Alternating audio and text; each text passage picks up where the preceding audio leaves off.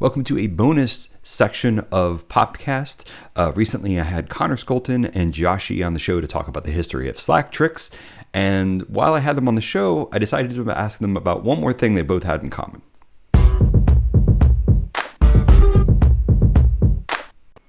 While I have both of you here, there is something both of you have in common, which is that you are sports omniathletes.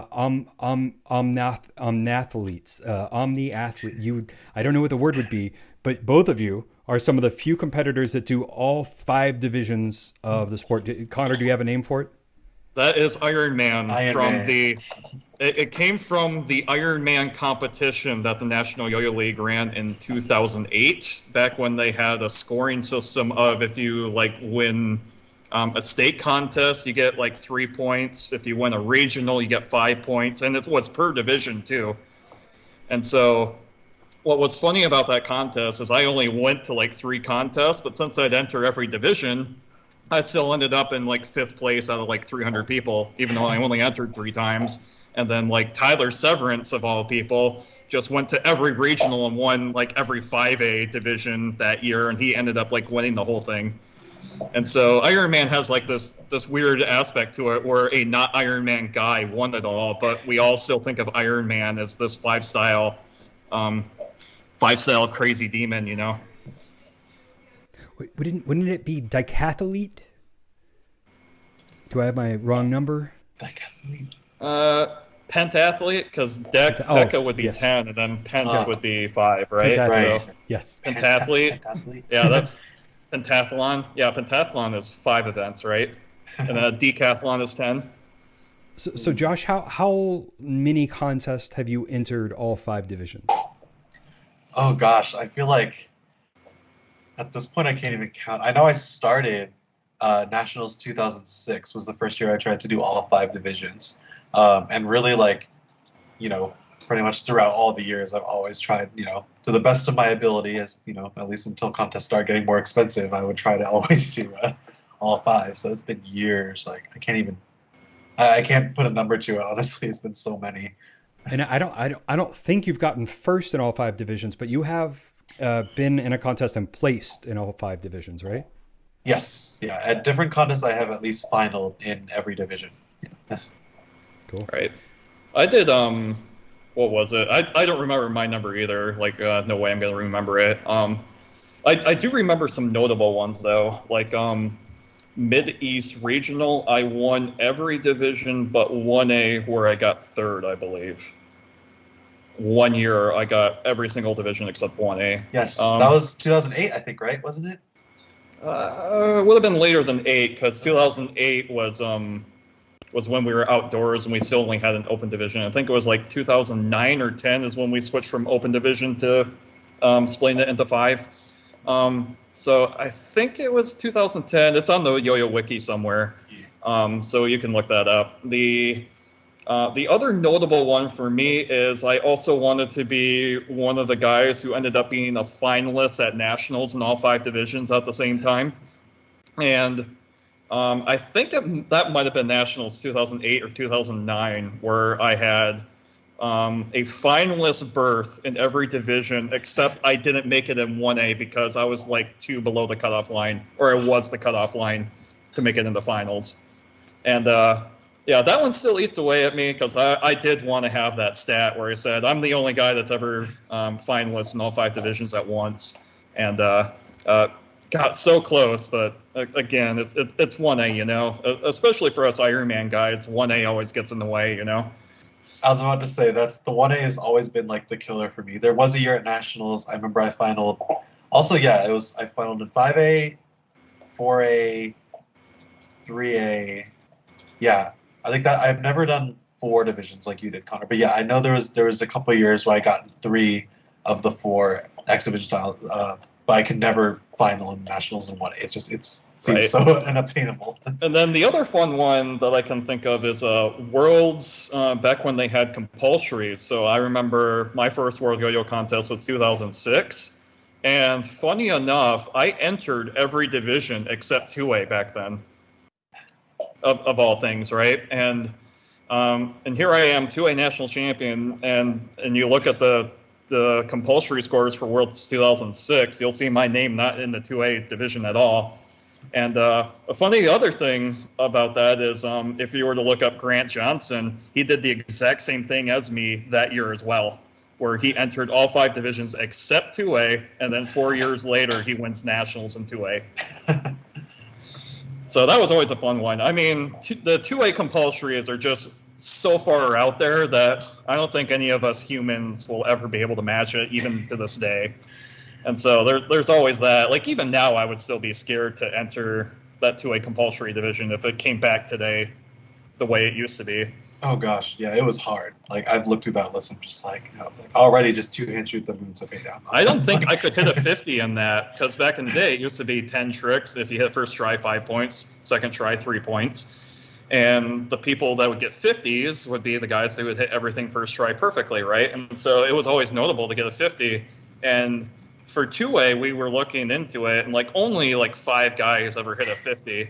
And it was the same 5 guys every year too, and so that's why they had to like make the list harder, because for them it was too easy, for everyone else it was too hard. But then in other divisions, other 50s would happen as well. So like back in that Worlds 2006, I remember Shane Karen and I were entering 4A, and we both were last in line to go through the trick boxes, where you have to like go from one box to the next to do the tricks. And it was us grouped together, so they would take groups of 2 and move them from box to box. And both of us were going up last. Nobody was there. It was like the hotel cleaning staff was like cleaning up the chairs. Like nobody was watching, right, except for the judges. And we both just caught fire, and we both hit perfect 50s, and nobody else in 4A did. Wow. And then after that, I ended up in 4A finals and 3A finals, and got last place in both of those when I entered that Worlds 2006. And so that's the downside for Ironman, is because we're, jacks of all trades, masters of none, we lose to the masters as soon as we have to go up against them. I feel that, yeah. So in 2017, Josh won first in the 5A, and Connor won first in 2A. And that's just a year that, both of y'all like got first in your division. I'm kind of wondering, did you have an idea before the event that you were going to probably compete in all the divisions, but you kind of knew there was one that you would probably own? Not necessarily. I feel like I think leading up to nationals, that year also, at the time I was still recovering from like a really bad back injury. So that was actually one of the years where before I normally would have tried to do all 5 divisions. I wanted to take it a little more easy, but like 5A has always been kind of like the style that I feel like I'm a little more like relaxed and I'm able to kind of perform better with. So I decided, okay, like I want to do 5A still. And I still want to do 2A because like hardly anyone's doing 2A, and I really want to keep the 2A magic alive, But like, yeah, that year I ended up, I was like, okay, like I would definitely want to continue doing 5A. I stuck with 2A. 2A that year I actually got 3rd in the 2A division that year too, which was kind of cool too. I never thought I'd ever top 3 in 2A, at U.S. National. Right. For me, it was like around 2012, 13, 14-ish, around that time frame. But I'm like, at a certain point, like the Ironman thing was always fun, but I always wanted to have that reward of having something to specialize in, and kind of just wanted to do it out of curiosity. What was it like to, stick with one style and go with it? Versus as an Ironman, you would kind of get interested in the style for like 3 to 6 months, and then move on to the next one, and move on to the next one, and okay, move on to the next one, or your curiosities would just drift, and then eventually 4A just started like really sticking with me, and at the time, about 10 years ago, I started to come up with these ideas for 4A, and it started to feel more natural for me to be who I am and have that kind of creativity with it. But it did come at a cost where it felt like it was definitely the most stressful of the divisions for me to enter, just mainly because it's like it's so much pressure and so much perfection that has to be done, especially when a Ray Irakura shows up.